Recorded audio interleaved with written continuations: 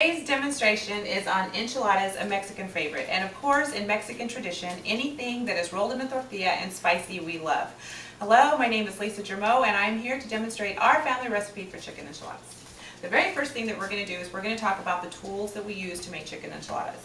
First of all, you need a pan, and a foil pan is fine, or I use a baker's sheet wrapped in foil, sprayed with pan for easy cleanup.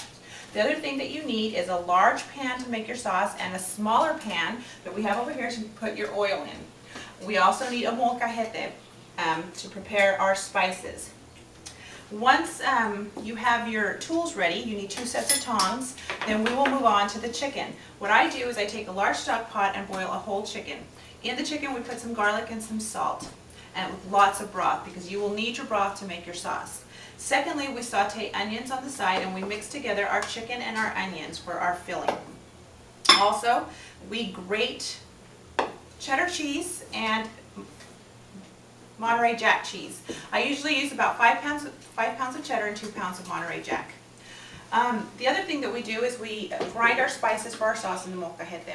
Now the molcajete is a stone bowl or a mortar bowl, and it has a small pestle, which is the stone used to grind the spices. We use garlic, cumin seed, and pepper, and we grind them real fine, and we add just a little bit of our broth to be able to use in our sauce. Now this mortar stone is used in many cultures. It's used in Thai food, it was used to mix pharmaceuticals.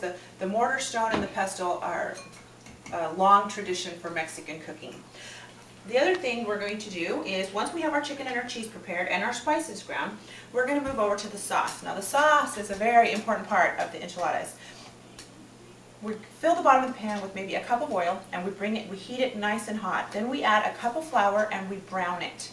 Once we brown the flour, we make sure it's good and brown, then we add our chicken broth that we have from our chicken that we boiled. We add the chicken broth and we're stirring continuously until we have a nice smooth gravy texture. Once we have the gravy made and it is nice and mixed and there's no lumps in it, then we add red chili powder. That is where our color comes from for the sauce. Now, when you make your sauce, if you want to make it a little bit spicier, you can add crushed cayenne pepper to make it a little bit spicier. It just depends on your stomach and your taste for chicken enchiladas. Now, to roll the enchiladas, we use corn tortillas. Now, corn is actually traditionally called maíz, and it has a history of over 3000 BC in the Tehuacan Valley, where the molcajete was originated, and also where our corn tortillas come from. They found signs that the Mayans have been using corn in their cooking for ages.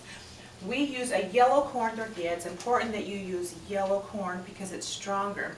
If you use white corn, then it can fall apart in your oil, or it can become very soggy. Now, once you have your oil nice and heated, we're going to use our 2 different sets of tongs, which is very important. You use 1 set of tongs for your corn tortillas and 1 set of tongs for your sauce. If you mixed the oil in your sauce, then it will make your sauce very oily and greasy. And if you mix your tongs from your sauce into your oil, then your oil will start popping. So it's important that you keep that separate. Now, an interesting note is that corn and beans have complementary amino acids, so it's very obvious why Mexican cooking always has some corn in it and beans. Now we're going to add our corn tortilla to the oil. Once you've washed your hands and you have all of your stuff prepared, then we're going to add our corn tortillas to the oil. We let them sizzle and brown a little, maybe 60 seconds. It's important that you don't leave them in too long because they'll get crispy, and if they're too crispy, then they won't roll. And if they're too soggy, then they'll just fall apart once you put them in your sauce. I like to do 2 or 3 at a time. I put them in the sauce, and I take my other tongs, I dip them, and I put them in my pan.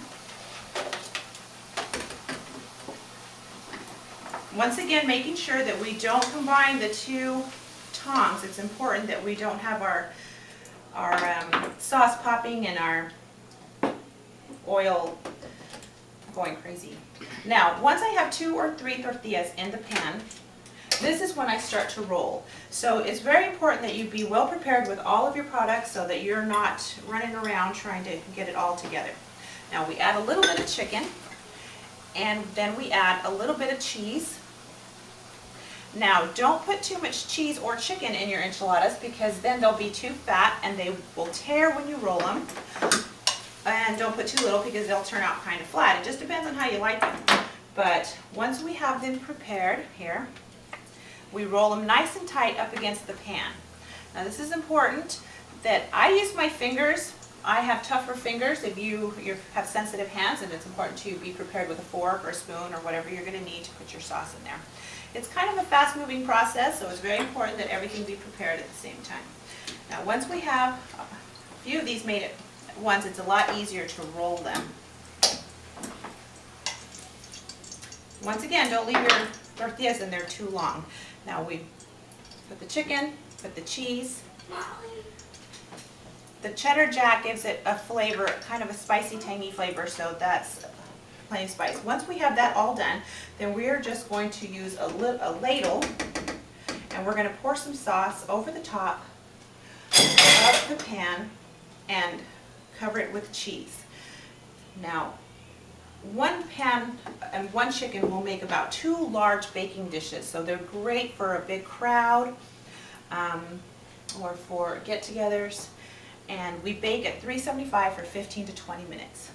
Now, we use a lot of the information and history that I received for our chicken enchiladas, besides our family tradition and passed down recipe, was from what'scookingamerica.net.